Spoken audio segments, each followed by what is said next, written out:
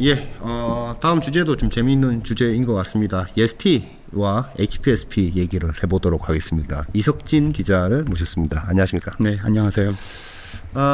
HPSP는 뭐 아시는 분들 이 회사 재무제표 보시면 깜짝 놀래요. 이익률이 50%가 넘어가는. 그렇죠. 대한민국에 이런 장비 업체가 있나? 근데 세부 내용들을 보면 뭐 그렇다라고 할 만한 고개를 끄덕이는 것들이 있습니다. 고압 어닐링 장비에 대해서 최초로 개발을 했고, 네. 말하자면 반도체 회사들이 뭔가 수율을 높여주는 장비라고 해서 그렇죠. 이 회사가 최초 상용화하고 거의 단독으로 지금 뭐 삼성도 하이닉스도 뭐 또 대만에 있는 그 회사까지도 하고 있기 때문에 뭐 회사의 시총도 굉장히 높고 장비 가격도 당연히 비싸겠죠. 대체할 수 있는 장비가 없으니까. 그러니까 장비도 비싸게 팔고 그러니까 뭐 이익률도 반씩 뭐 100원 팔면 50원 남는다는 거 아닙니까? 그래서 좋은 회사다라고 했는데 이 시장에 지금 예스티라는 회사가 우리가 한번 카피 모델이라고 얘기하면 좀 그렇고 특허로 회피한 비슷한 역할을 하는 장비를 만들어 보겠노라라고 작년인가요? 뭐 하여튼 뭐 좀 기치를 걸고 그것도 시작점은 아마 소자 업체들이 너무 비싸니까 옆에 조금은 좀 가격을 낮출 수 있는 경쟁 대항마를 세워 놓으면은 가격을 낮출 수 있겠다라고 생각해서 의뢰를 한 것 같은데. 네. 지금 뭐 그래서 이제 양쪽이 이제 한쪽에서 그런 거 HPSP가 건 거 아닙니까? ST에 대해서 특허 소송에 대해서. 일단은 반도체 장비 생태계가 네. 사실 ASML 같이 압도적인 노광 기술이 아니라면 보통 다 벤더입니다. 한 독점 벤더라는 게 유지가 생각보다 쉽지 않아요. 네. 왜냐하면 반도체 기술이라는 게 진입 장벽이 높은 것 같으면서도 아닌 경우가 많기 때문에 이번에 한미 반도체도 ASMPT와 그 다음에 하나랑 경쟁하듯이 결국에는 신규로 진입하는 회사가 있을 수밖에 없다. 네. EST가 그게 가능했던 이유는 일단 온도랑 압력 제어 기술에 굉장히 강점이 있습니다. 원래 그런 장비를 했었죠. 그렇죠. 네. 이제 특히 가압 장비를 기반으로 디스플레이에 필름 부착을 지원하는 장비를 주로 공급을 했었는데요. 네. 지금 EST가 최근 3분기 실적에 따르면 네. 반도체 장비 매출 비중이 네. 무려 15%나 증가했습니다. 그 총 몇 프로입니까? 15% 포인트가 증가했고 지금은 84%거든요. 예전에는 디스플레이에 100% 거의 100%에 가까운 맞습니다. 매출 실적을 내던 회사였는데 완전한 이 반도체 장비 회사로 탈바꿈을 한 것이군요. 네. 그리고 아까 말씀드렸듯이 HPSP가 높은 영업이익률을 자랑하고 있잖아요. 네. EST도 작년까지만 해도 영업이익률이 3분기 기준으로 0.7%에 불과했습니다. 사실상 투자한 비용이 거의 날아가는 수준의 영업이익률이었는데 네. 지금은 22%를 기록을 했거든요. 꽤 높네요. 그렇죠. 22%. 이게 가능했던 이유는 네. 결국에는 매출 비중이 매출 믹스라고 부르잖아요. 네. 이게 높은 가격을 자랑하는 반도체 장비가 줄을 잃었기 때문이다 라고 말을 할 수 있을 것 같습니다. 아니, 그러니까 그러면은 그 지금 고중에 이제 뭐 여러 가지 이제 장비들을 이제 할 텐데 네. 지금 HPSP가 이제 작년 8월에 특허 침해 소송 제기했고 네. 최근에 이제 뭐 결과 하나 났잖아요. 네. 그 결과는 어떻게 됐습니까? 일단 이 결과는 작년 말쯤에 HPSP가 그 EST가 개발하고 있는 어닐링 장비에 대해서 특허 침해 소송을 했습니다. 네. 어닐링이라는 것은 열 처리 장비고요. HBM 제조에 있어서 필수적인 장비거든요. 근데 어떤 부분에 대해서 특허를 제기를 했느냐? 바로 챔버 도어 개폐 구조입니다. 챔버를 도어하는 챔버 도어를 여는 구조. 네. 이 결론에 대해서 미리 짧게 이야기하자면 네. 사실 서브 시스템이죠. 왜냐하면 어닐링 장비라는 것은 가열 시스템과 냉각 시스템이 훨씬 중요합니다. 챔버는 그 열 처리 환경에 들어가는 대기를 공급하는 수단에 불과해요. 네. 어쨌든 그 도어 개폐 구조를 네. 갖고 특허 침해 한 건을 했고요. 네. 이제 EST는 그거에 대해서 소극 심판과 무효 심판을 총 4건을 제기를 했습니다. 네. 네. EST가 이제 총 4건의 심판 제기를 했는데 이제 그 중에서 무효는 네. 항소가 됐고요. 네. 소극 심판은 각하가 됐거든요. 네, 네. 각하라는 뜻이 말 그대로 자료를 보충하라는 의미입니다. 네. 근데 EST가 이제 소극 심판이라는 뜻이 소극적 심판으로 특허 침해에 대해서 일부분만 주장을 하는 거거든요. 그런데 EST 입장에서는 소송을 제기를 할 때 그 자료가 결국에는 경쟁사한테 넘어갈 수밖에 없습니다. 그 말은 기술 유출을 감안을 해야 된다는 말이겠죠. 그래서 EST가 IR 행사에서 말하기를 자문사랑 이야기를 나눠봤는데 네. 이게 기술적 노출을 최대한 많이 해서 네. 당장 승소를 거두는 것은 네. 우리 기술을 상대에게 넘기는 것과 똑같다. 우리 어떻게 우회할 건지를 이제 다 까면 안 되니까 이렇게 했다라는 얘기군요. 그렇죠. 네. 단적으로 이야기하면 단순히 기술 유출만을 우려할 뿐만 아니라 그 기술을 사용해서 경쟁사가 장비를 변경을 할 수 있기 때문에 그걸로 소송에서 유리한 입지를 가져갈 수 있다라는 것을 우려했더라고요. 네. 그러면 지금 그 판결 나오고 나서요. 네. 많은 매체에서 패소라고 이제 표현을 했단 말입니다. 네. 근데 이제 말씀 들어보면은 일단 무효가 안 된 거에 대해서는 다시 한번 항소하고 네.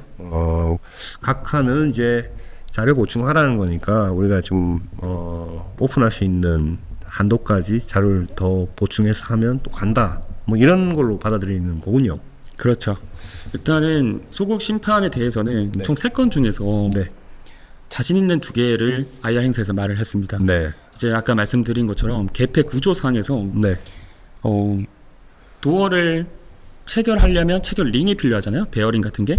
그 구조에 대해서 소국 심판을 재청구할 예정이고요. 네. 그 나머지 하나는 도어 자체의 구조를 재청구할 거라고 말을 했습니다. 네. 이게 특허 번호로 말을 하면 네. 그 체결 외부 회전 체결 링이 네. 0151이고요. 0151. 그다음에 도어 구조? EST가 갖고 있는 단일 도어 구조는 0153입니다. 네. 근데 IR 행사에서 말하길 네. 0153은 우리가 자료를 자세하게 제출하면 거의 무조건 이길 거다라고 말을 했거든요. 이게 가능한 이유가 네. HPSPA 어닐링 장비에서는 이중 도어 구조예요. 그러니까 안에도 있고 밖에도 있는 구조인데 네. 그 심지어 이 구조가 하나의 시스템으로 연결되어 있는 건 아닙니다. 네. 각각의 도어가 있는 거예요. 네. 그런데 EST 같은 경우는 내부에 존재하는 단일 도어가 있거든요. 그래서 애초에 구조 자체가 다르기 때문에 이거는 그 설계 유사성을 피한 근거가 충분히 될 수 있거든요. 네. 그래서 EST가 좀 확신이 있다라고 말을 했고 사실 0151 이 외부 회전 체결 링 같은 경우도 자신은 있는데 0153만큼은 아니다. 그러나 승소 가능성을 높게 본다라고 IR 행사에서 말을 했습니다. 근데 저는 사실은 이제 특허 소송을 제기했다라는 얘기만 들었지 구체적으로 어떤 영역에서 소송을 걸었을까는 사실 안 봤는데 네. 오늘 말씀 들어보니까 챔버를 어떻게 여냐 닫냐 이게 아마 굉장히 높은 압력에서 이루어지는 사실 좀 위험한 장비라고 저는 얘기를 들었거든요. 그래서 이제 그 도어가 중요한 건지는 잘 모르겠는데 네. 도어 개폐 구조면 이거 좀 충분히 바꿀 수 있는 거 아닌가라는 생각도 좀 들기도 하고. 이 기술에 대한 특허를 크게 두 가지로 볼 수 있는데 네. 지금 EST와 HPSP가 논쟁 중인 하드웨어 같은 경우는 네. 이제 설계 결함이라는 근거를 갖고 보통 특허 심판원이 판결을 내립니다. 네. 또 다른 하나는 이제 메커니즘과 관련된 거거든요. 네. 이거는 이제 동등성 원리, 말 그대로 이 메커니즘을 구성하는 하드웨어 시스템이 달라도 네. 원리 자체가 똑같느냐라는 것을 보거든요. 그런데 사실 HPSP가 어느 정도 목적이 보이는 게 자기네들이 독점인데 누군가가 치고 올라오면 그렇게 높은 영업이익률을 유지하기가 힘들거든요. 그렇죠. 왜냐하면 SK하이닉스나 삼성전자 입장에서는 벤더가 많은데 우리 가격 좀 속된 말로 후려쳐달라 할 수 있으니까 네. HPSP 입장에서는 어떻게든 EST를 막고 싶었는데 네. 메커니즘을 보니까 이거는 승소 가능성이 없는 거예요. 근데 메커니즘이 다르다는 말은 사실 장비의 설계 자체가 다르다는 말과 동일합니다. 네.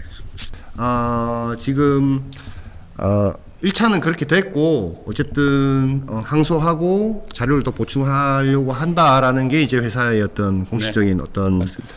저것이고 지금 IR 행사에서 얘기는 뭐 지금 그 고압 어널링 장비에 대한 개발이나 고객사의 어떤 평가나 이런 뭐 상황에 대해서는 좀 설명을 좀 했었습니까? 그렇죠. 어쨌든 애널리스트들이 우려한 게 이 네. 소송 때문에 HPA 퀄 테스트가 지연되거나 아니면 계약 자체가 수주 자체가 취소되는 게 아니냐라는 우려가 있었는데 그거는 전혀 아니라고. 전혀 아니고. 네, 소송이 퀄 테스트에 영향을 미치진 않는다. 퀄 테스트는 어디랑 합니까? 하이닉스랑 합니까? 지금은 뭐 정확한 구체적인 뭐 제조사는 언급하지 않았는데 당연히 국내 메모리 이사는 포함이 되고요. 그다음에 일본의 낸드 업체를 언급을 했거든요. 아 그래요? 네. 뭐 키옥시하겠네요. 그럴 확률이 높아서 질문을 했지만 네, 대답은 못하고. 그렇죠. 하이닉스랑 아주 긴밀하게 콜 테스트 하고 있는 것으로 저는 얘기를 좀 들었는데 그게 이제 그런 거에 대한 이렇게 제안 자체도 이제 그 큰 회사에서 먼저 해서 이제 간 걸로 저는 얘기를 들었기 때문에 뭐 네. 이렇게 소송 걸릴 거는 이미 예측을 하고 애초부터 그냥 그 설계 영역에서 어떻게 회피할지부터 이제 좀 고려해서 아마 같이 JDP는 아니고 네.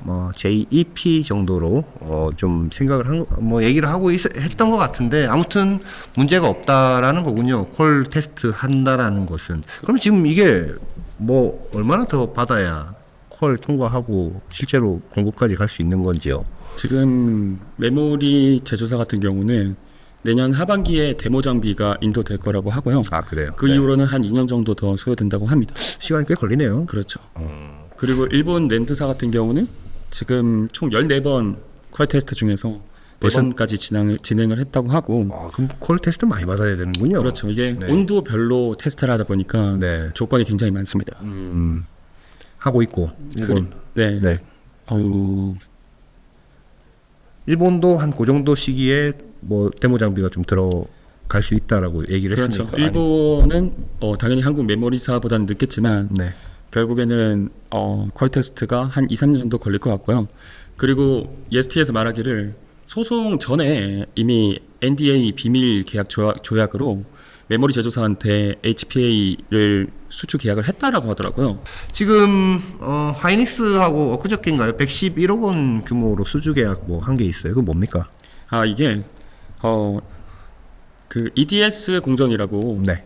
이제 정기적 특성을 테스트하는 공정이 있습니다. 네. 이제 그 전에 열 처리 과정이 필요하거든요. 네. 그 열 처리 과정에 필요한 퍼니스 장비를 공급을 했습니다. 네. 퍼니스는 쉽게 말해서 열 처리 장비라고 생각을 하면 되고요. 네.